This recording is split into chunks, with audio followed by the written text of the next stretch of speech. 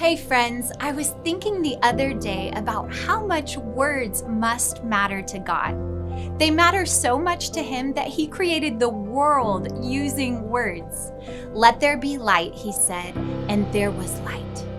In the Gospel of John, Jesus Himself is described as the Word or the Logos.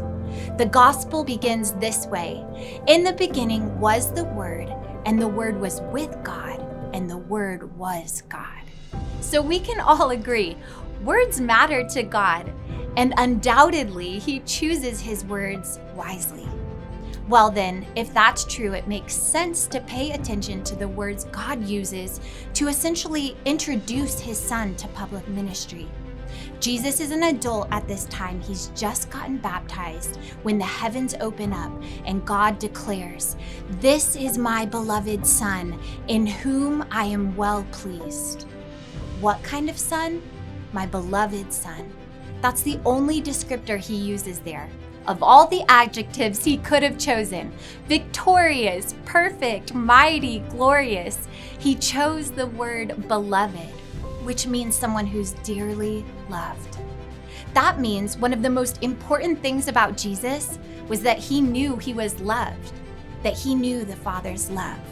It's important to note that God used this description about Jesus before His Son had stepped into public ministry, before He did a single miracle, before He had preached sermons to the crowd. Before anything else, Jesus was loved. I like the word beloved because you can break up that word into two parts that essentially define it. Beloved, be loved.